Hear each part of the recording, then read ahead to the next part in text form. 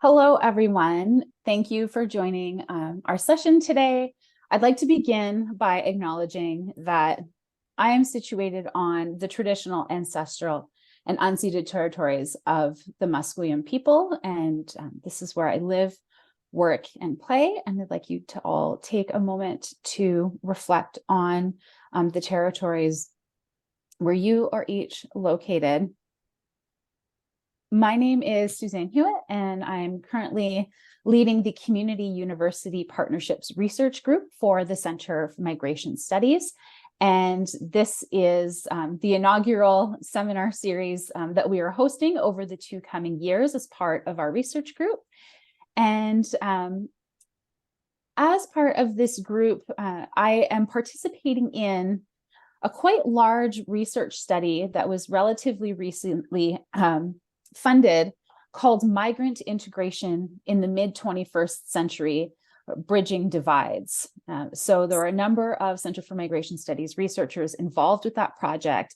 That is a 7-year project that's going to be studying 4 specific themes: citizenship and participation, employment and lifelong learning, immigrant health and well-being, as well as place and infrastructure. So today's session, entitled Citizen Alien or Alien Citizen, Dialoguing Lived Citizenship Through Collaborative Autoethnography, is part of our discussion around one of the themes in this larger project, that being citizenship and participation. So the dialogue today features 3 contributors from different provinces and different disciplines. So Özlem Atar is a multidisciplinary researcher and teacher. She holds a PhD in communication sciences with specialization in literary intercultural communication inquiry. Her project explored Hispanic, Muslim, and Arab authors and their female characters' self-repositioning as cultural hybrids in the post-9/11 context. So she's currently writing her 2nd doctoral dissertation in Queen's University's Cultural Studies graduate program, and her project engages the ethics, aesthetics, and politics of fictional and non-fictional migration narratives that call attention to the direct and collateral harm that's inflicted on migrants and their families through inhumane border management, immigration detention, and removal policies. So in her role as international training coordinator at Queen's University International Center, Özlem designs and delivers intercultural awareness certificate sessions, which build participants' deeper understanding of the cultures they're attached to and helps cultivate skills that will help them interact across different contexts in a very respectful manner. Excuse me. Thanks for joining us, Özlem. We also are joined today by Ezra Ari, who was a SSHRC postdoctoral fellow at the Toronto Metropolitan Centre for Immigration and Settlement before joining the Department of Sociology and Anthropology at Mount Royal University. Her research examines how racialization intersects with immigration, citizenship, and identity construction. And her recent research also engages with post-colonial literature to explore the complex relationships between the everyday experiences of racialized groups and global power structures. So she foregrounds the lived experiences of marginalized groups within larger oppressive systems, namely racism, as it intersects with both sexism and capitalism. So Ezra's commitment to anti-racist research and the centrality of experiential knowledge shape her teaching style, which is informed by decolonizing frameworks, as well as dialogical and experiential learning. So thanks also, Ezra, for joining us today.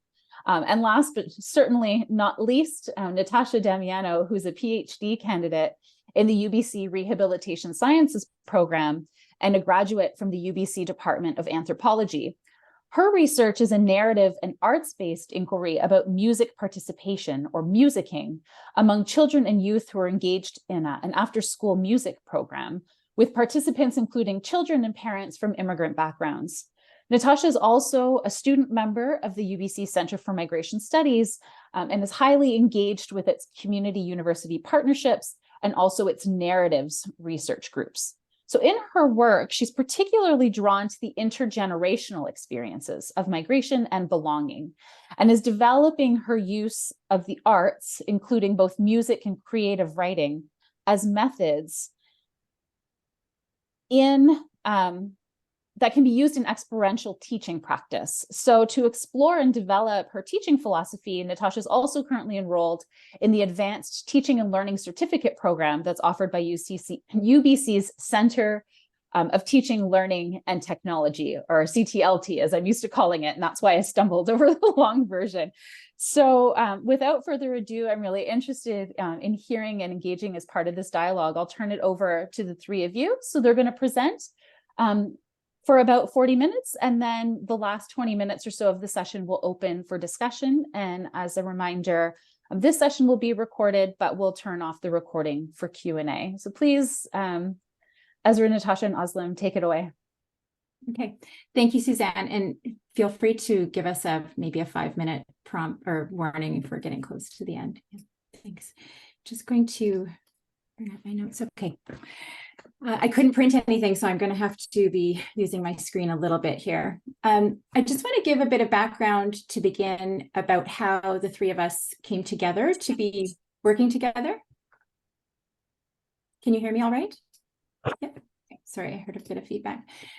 So Özlem and Ezra and I met through the Stories Project, which was a creative writing project developed by CERC in Migration and Integration at Toronto Metropolitan University.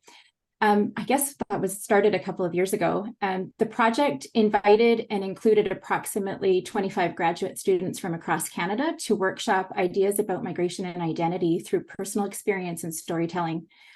Participants were in different places in their academic and professional lives. So some were, there were, I think, included master's students, PhD students. People were already working within the settlement sector, for example. We worked together virtually for about 6 months solid. And then some of us, including Ezra, Özlem, and I, continued to work into the spring and summer to help complete an anthology that has now been published. And you should have, I think there was a link included to that in the advertisement for this. The project drew from a variety of methods, including critical pedagogy, critical theory, narrative methods such as autoethnography, narrative inquiry, and creative nonfiction writing. And as such, the stories that we developed fit within the wider field of migration stories or literature. And the stories, sorry, that was what I wanted to say. And I'm hoping some of you maybe had a chance to read the stories, or if you haven't, that you might read them afterward. And not just ours, I'm still getting through the book, and there's really some very meaningful stories in this collection. So at least half of the students, if not more, were international students at the time. The project also included intergenerational perspectives on migration. So in my case, I am the eldest daughter of 1.5 generation immigrants. So my parents immigrated to Canada as children and then grew up here. And I was born and raised here in Canada, in the same place where I'm almost the same place I'm living now. I was born in Burnaby, BC. I have always identified as being from an immigrant family. And, since the Stories Project, I've also been thinking about what that means in relation to settler colonialism, in my own sense of being a somewhat unsettled settler scholar, and what that means in relation to my own research. This was an opportunity for me to really explore my own positionality and just myself in relation to the people in my project and community building and all of that. And as Suzanne mentioned, I think Suzanne mentioned this, but my research project is also a community partnership with the local music school. So that ties in a little bit with what I think the purpose of this group is, the research group is interested in. The story that I wrote centered on my relationship with my father, but this was all sparked by a writing prompt that we were asked to write about the memory of a place of play in our childhood. So from that prompt, I wrote about a playhouse that my dad had built for us as children, and I ended up, for a variety of reasons, developing that sort of micro story into my overall story around. So I developed the story around this memory, but it ended up really looking at a lot of different themes in relation to my relationship with my father, and and how that impacted my own sense of belonging in Canada. When the project ended, a few of us began collaborating to give a number of different presentations about our writing processes, as well as our ideas about citizenship as a work in progress. So Ezra Oslam and I, as well as I think it was Alka Kumar, who was one of the editors of the anthology, and Negin Saheb, I think her last name is Yavahai. Yavahai, thank you. So we had presented at the Canadian Sociology Association a presentation that was looking at citizenship as a work in progress. And so what we're sharing with you today has kind of built on that, and the three of us are now working on a paper that we're hoping to publish later. So what I will share with you shortly after we finish our brief intro here is a transmutation of the Playhouse section of my story, which I created a found poem out of just trying to center in on some certain aspects of the story, and then we're hoping to dialogue between us. So we're each going to share some different thoughts on these concepts, and yeah. So, but first, I'm going to I'll pass this on to Oslam now to talk about the concepts of citizen and alien.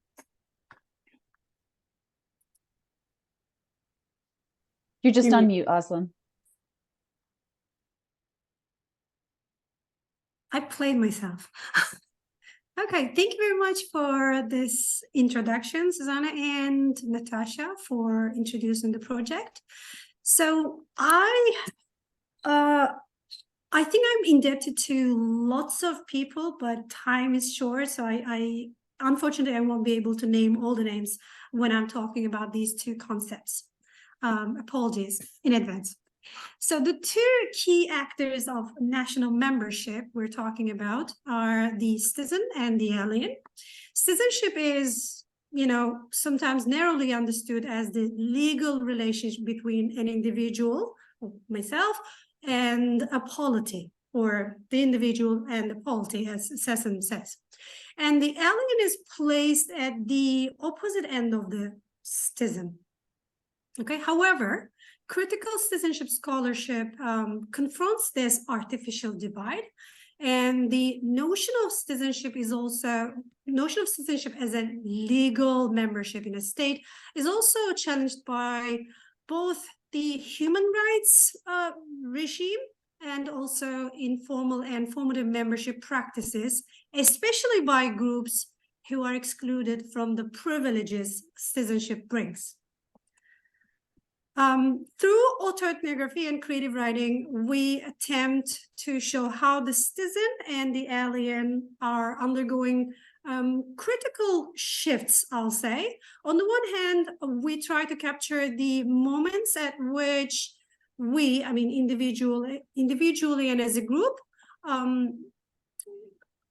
we observe our withdrawal from certain spheres and practices of citizenship, or the dilution of our loyalty to a nation and the state as its representative. On the other hand, we record the significance of cross-border influences and dynamics.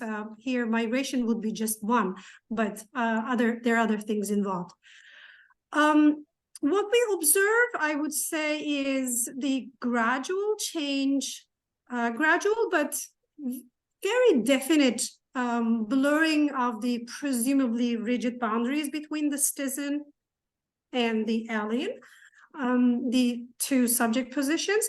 The change we see is closer to what Saskia Sassen, again, I'm referring to her a lot in my writing, calls incipient kinds of reposition membership. She talks about undocumented immigrants in her writing. So this oscillation between the citizen and the alien takes place most visibly in urban spaces, and when we are temporally and geographically in motion, or at least that's how I experience that. Also, documented and undocumented immigrants. We are all documented in this case, who are long-term residents engage in practices that are similar to the ones adopted by formal or legal members of a nation state. So that's where I come from when I talk about citizen alien and alien citizen in my writing later. Now, I will pass it to Esra. Hello, thank you for the intros and thank you for having me here and thank you for your time listening to us, our stories. So to summarize Özlem's discussion, critical citizenship studies challenge the normative understanding of citizenship and they carry citizenship studies beyond an obsession with the content of rights and citizenship as a formal status. So critical citizenship studies do observe or examine more dynamic and flexible sites to reveal new sides of citizenship, which fall outside of the public gaze and sometimes legal domains. Indeed, seemingly ordinary and very routine everyday experiences are important sites for citizenship practices. So this includes a range of private, semi-formal spaces, institutions such as schools, home, neighborhoods, and transnational citizenship experiences. So shortly, we will share our stories. And each of our stories are built on our lived and everyday experiences. These are indeed examples of citizenship enactment. At least that's the way we see it. And it is in this vein that Özlem, Natasha, and I are working on a collaborative ethnography. Okay, but what is a collaborative ethnography? Let's start with autoethnography. Autoethnography is a method which validates the lived experiences and feelings of a researcher. So it places personal experiences and the author's feelings or reflections within systemic power relations. So our lived experiences become a source of data to understand society, culture, or some of the social problems. For instance, what do our lived experiences or stories as immigrants tell about citizenship or immigration, which is one of the most important realities of Canada? Okay, but what happens when we engage in a collaborative autoethnography? Through collaborative autoethnography, we share our personal experiences as a group, and the narrative develops through our dialogue and through co-telling, co-writing, co-storying. That's why we choose to describe what we are doing as dialoguing in our title. This collaborative thinking, telling, writing process balances the individual narrative with the greater collective experiences. So we co-write certain parts together, and when one of us shares knowledge originating from our lived experiences, we discuss each other's reflections on experiences, we affirm our lived experiences and question each other's reflective writing. This is how we collect each other's experiences and memories, and later on, we analyze our lived experiences systemically and try to understand what do these lived experiences tell us about the society we live in. So you will hear our stories soon, but what is next? So we want to really extend this practice into community. So we wish to initiate talking circles through which immigrants get together and feel safe to share their experiences and feelings about their lived experiences as immigrants. We have much to learn from the community. So instead of assuming a top-down approach, we want to hear the stories of immigrants from immigrants. Talking circles will then create a dialogue within the community and voice the concerns of citizens who identify themselves as immigrants and residents who lack formal membership. to the nation. The conversations can include the hurdles they encounter as well as their dreams or their feelings of citizenship and how they situate themselves in Canada. And hopefully these dialogues may inform some of the policies about citizenship, immigration, immigrants, and migrants. So let's start our dialogue. You will first hear Natasha's poem, which will be followed by some questions and our stories of migration. And it would be wonderful to hear your reflections or stories too. We will thrilled to listen. So yes, Natasha, now the floor is yours. Okay, thank you so much, Ezra. That was nice to hear you summarize all of that. Okay, this is a found poem that I don't know if you know what found poetry is, but basically I took a piece of my story and I reduced it by pulling out keywords that I thought were meaningful to kind of create a sort of smaller narrative in a form of a poem. So it's called My Father's Playhouse. I'll start reading it. A playhouse, my father's world, a bid to sorry, I'm going to start again. A playhouse, my father's world, a bid to past and future.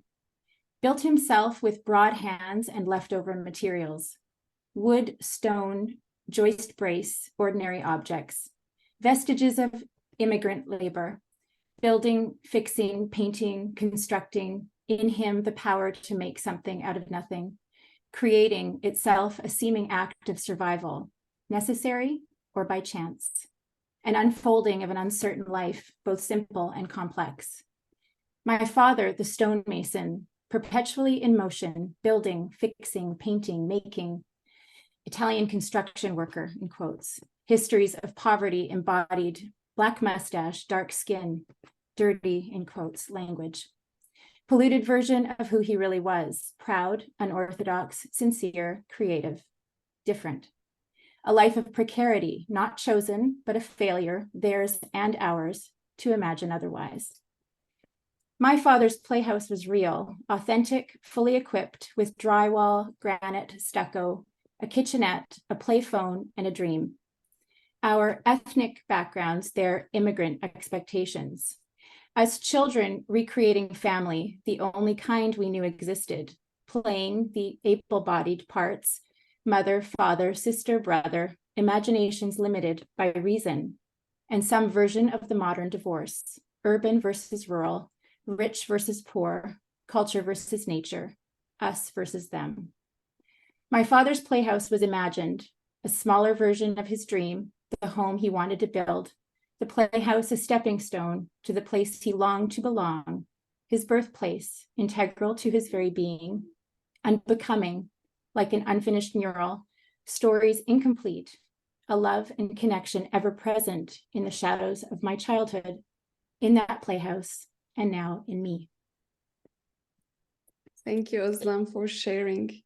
In our conversations earlier, you highlighted your sense of citizenship as Canadian-born to 1.5 generation migrants, always proud. In the poem, your father's playhouse serves as a metaphor for relationality, for the interrelatedness between self and society. And so you wonder, or I wonder, where or how do you see yourself in relation to your father's playhouse? Thank you. Okay, so as I was trying to express with the poem, the playhouse was my father's creative expression and is in many ways was a huge part of my own subconscious understandings of the world around me and my place in that world. Sorry. Excuse me for a second. At the time, I was trying to unravel how the playhouse is a part of who I am, albeit perhaps a fraught or a conflicted part. And so if we connect the poem to the larger story, the poem focuses more on what I think for my dad was a lifelong sense of unbelonging, which I also shared with him, perhaps not for the exact same reasons, but maybe for similar ones. However, the poem, as opposed to the story, I wonder if it might seem like it's getting more at one small piece of this, like the quote unquote ethnic piece. But in the first stanza, what I'm trying to convey was also, what was really unique about my dad. And I know your question is about my relation, but it's hard for me to talk about my own self in relation without talking about my dad. That he was someone with a particular way of being in the world that is interrelated with his cultural heritage. And sometimes that was rendered in, I think his uniqueness maybe was sometimes rendered invisible by that cultural heritage.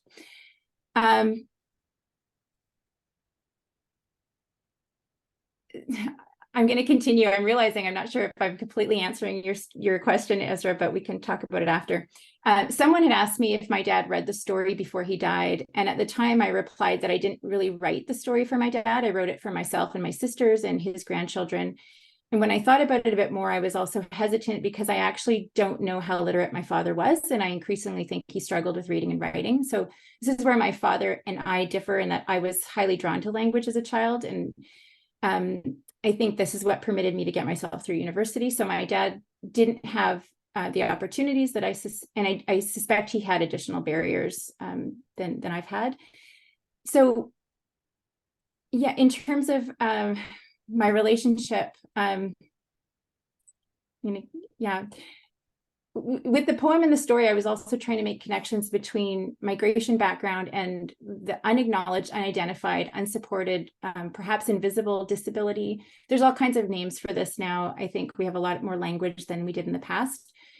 And I was thinking about what it means within the education system, and I think about our notions of social citizenship, and this relates to the intergenerational and everyday experiences of citizenship and how that sense of unbelonging can be shared. And I don't want to say passed down, but I'm thinking about it in terms of being shared and recreated across generations. And so this connects with, my own sense of like, what's my relationship to, to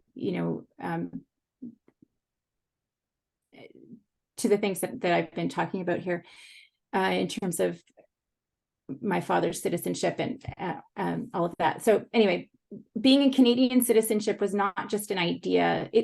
What I'm trying to say is being a Canadian citizen wasn't an idea that my father helped me to identify with.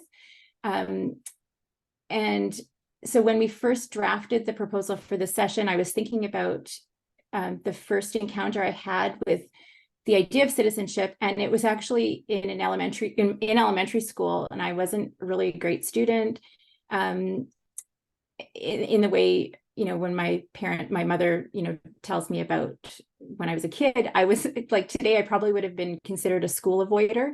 There was many times I did not want to go to school as a child. And I'm telling you this because it kind of relates when I think about my dad's experience, it relates to my own, I think. And the first teacher I really connected with was a woman of Italian origin who played the guitar, and I could tell had a love of music. And this is probably in grade 4. And anyway, she really saw in me how I love to sing, and I connected with that. And then it occurred to me when we've been dialoguing that the one single achievement award I ever got in elementary school had nothing to do with academic achievement. It was a citizenship award. And I was told at the time that I was given this because I was good, and I was a good kid and a nice kid, and I was friendly. And I just think about, like, when I think about it now, I think it was more about the fact that I was obedient and really working hard to please people and not get into any trouble. The fact that I was a socially anxious kid didn't seem to be a problem because I always did what I was told. So again, it goes back to when I think about my father's stories about his childhood, and I write about this in the story. There's a sense of not fitting in within the school environment, and there's all these other reasons around that.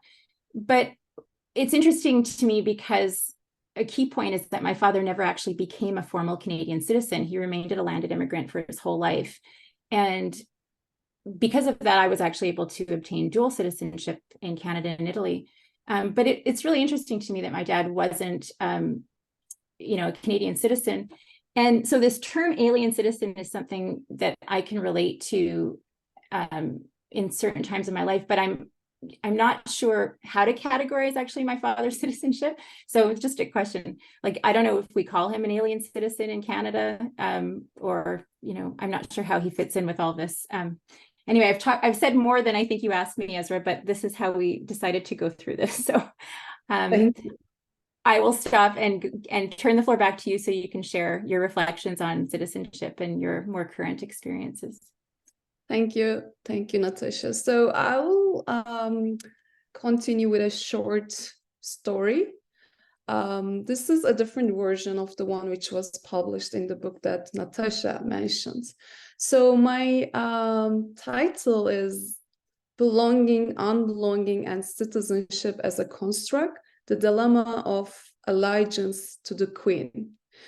First, I want to position myself. I identify myself as a racialized immigrant settler scholar. So when I first came to Canada to obtain a PhD degree, I rented a room in the basement of a house in a really nice neighborhood. But I always felt like I was trapped in a dark basement room. So I usually went out for a walk to see the sunlight. But I always felt so isolated on the streets of this neighborhood.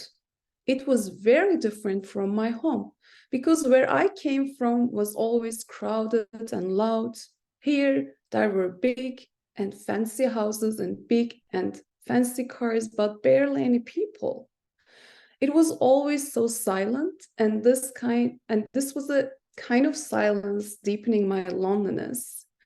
I sometimes saw people either walking their dogs or running. I always wanted to go back after completing to my country, after completing my PhD in Canada, and work at a university in eastern part of Turkey, which is a disadvantaged region in Turkey. And sometimes silence and loneliness was so unbearable, and I wanted to quit and go back immediately. Every night when I was going into bed, I was like, I'm gonna buy my flight ticket and go next day. Anyways, well, that was 12 years ago. It has been 12 years. I live and work in Canada, and I have a formal and legal Canadian citizenship. I did not return because of the social and political turmoil in my country. It is dark times in Turkey. It became a place where half of the population feels like they do breathe, but do not live. It became more conservative with increased restrictions on freedom of speech and increased violence against women. After recent elections, for the first time in my life, I feel like although I have home, I have no chance of going back to home other than short-term visits. So I live in Canada.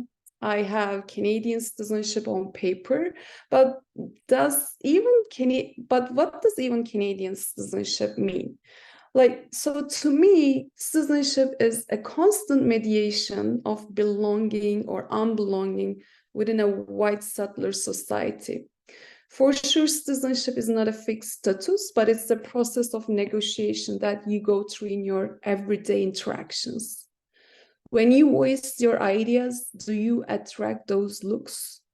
Are you constantly asked questions about your identity? Do people where you work or where you live have some assumptions about you? Thinking of these questions, I question my Canadian citizenship constantly. So the day I got my legal citizenship, I took an oath of loyalty and allegiance to Canada and Her Majesty Elizabeth II, Queen of Canada, who is the symbol of colonialism and white supremacy. Ironically, in my everyday life, I strive to decolonize my thinking practices and constantly try to set my mind free from Eurocentric ideas and values. It's difficult, but I try to unlearn and relearn alternative ways of thinking. Yet the fact that I became a citizen by swearing to be loyal to the Queen hurts my integrity. Then I think again, acquiring legal citizenship is just an illustration of structured agency. Being legally Canadian has some advantages in my everyday life. Before I got citizenship, Canadian citizenship, I was stressed out about crossing borders or going through interviews for visas. And you know, visa applications are expensive, or maybe you don't. And the bureaucracy is cumbersome and overwhelming. So why would I not benefit from a privileged citizenship? Legal citizenship has just created room for maneuver. It makes my life easier. I can easily visit my brother in the US or go to conferences all around the world without worrying about the process of visa applications. It freed me in some ways. Does it make me a Canadian? Not really. I am a Turkish immigrant who lives in Canada. I'm not even sure what makes someone Canadian. Is it about loving hockey, harsh winters, or Putin? But I can't tell why I'm not Canadian. I can't understand the reason behind the constant celebration of modernity, which is fed on slave labor and racism to cause pain and destruction. Thank you, Esra. I think I understand pretty much of what you're saying and agree with quite a lot of comments you made.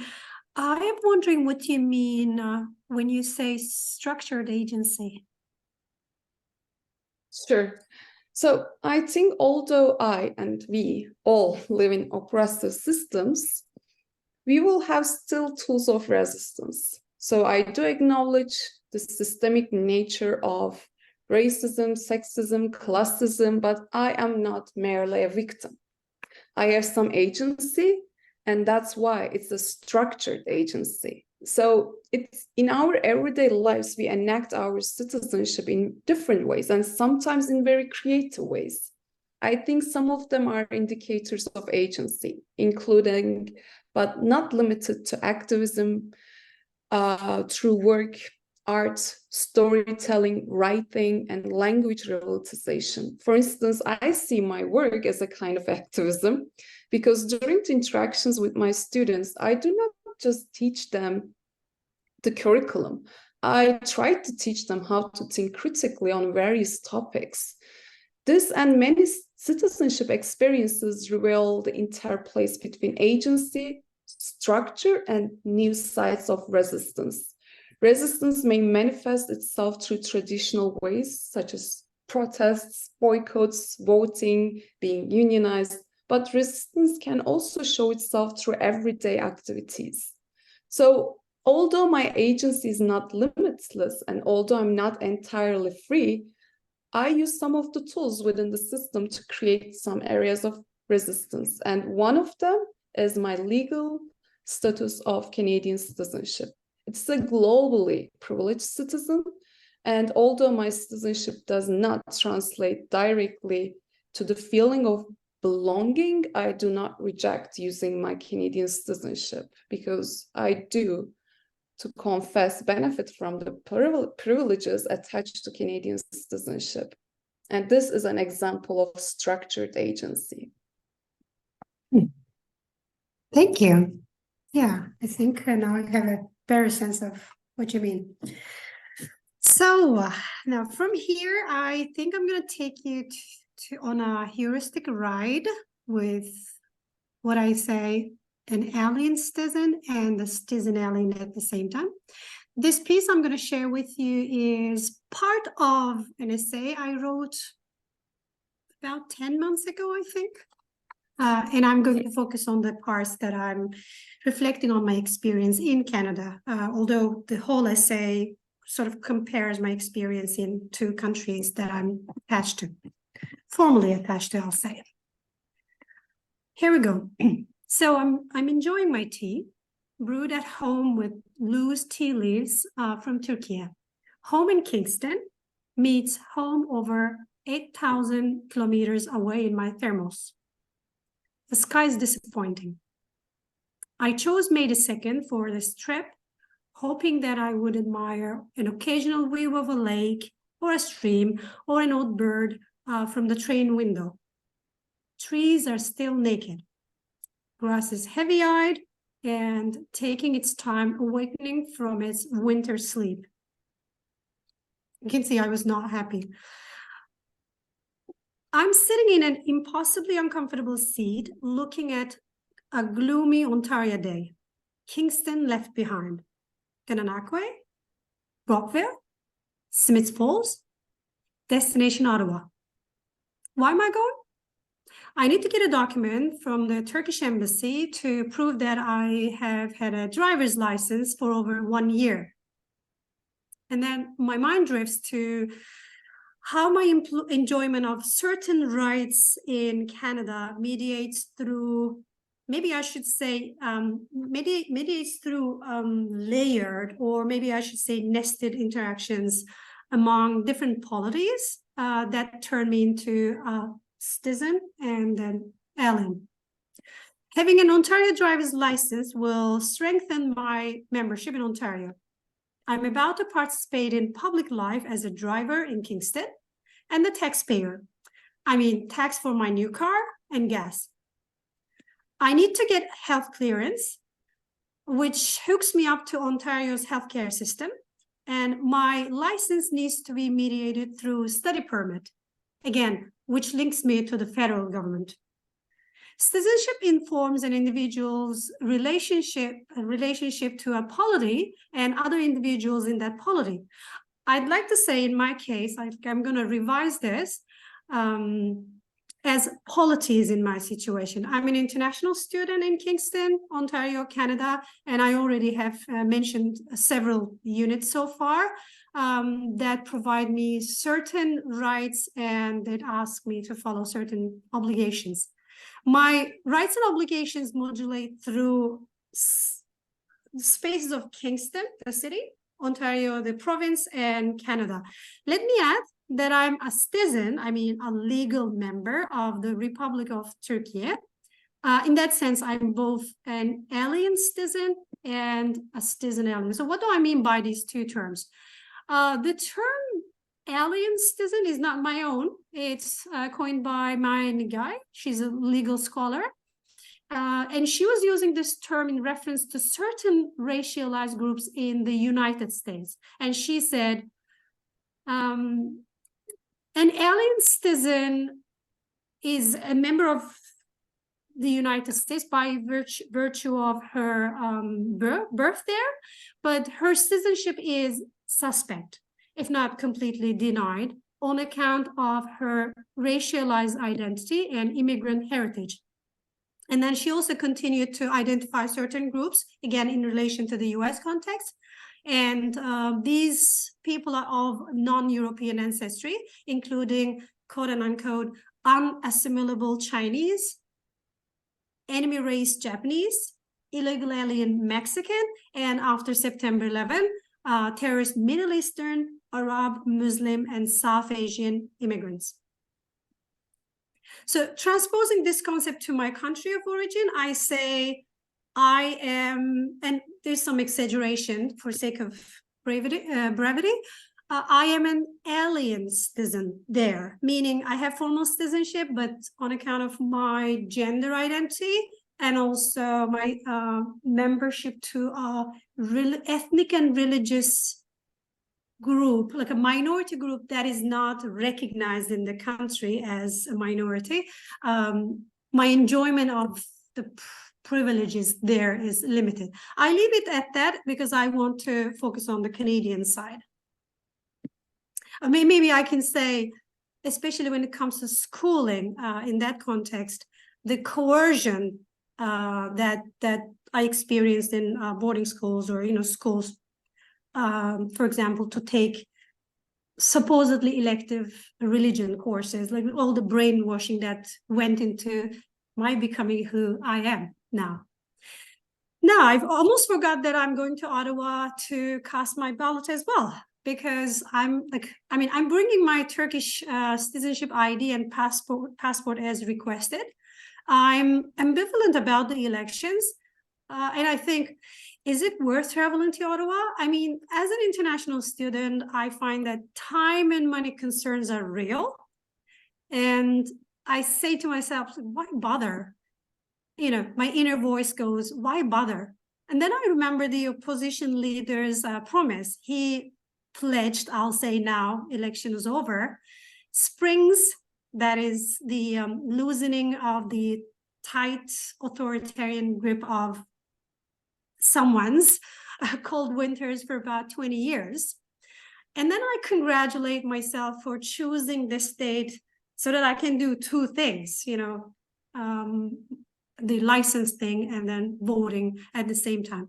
And then I receive a text message from my sister number 3. I tell her that I'm going to Ottawa to handle paperwork for my driver's license and then also to cast my ballot. She's puzzled that I can, I'm eligible to vote in the Turkish presidential elections, even though I'm in Canada for nearly 5 years now at that time.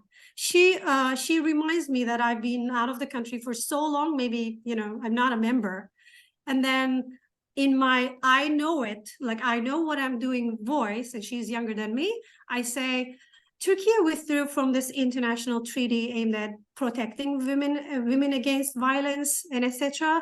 And the party I support, and she knows what party I support, promises to protect women's rights. So I go on and on our phone conversation. She seems convinced, and then I leave it at that.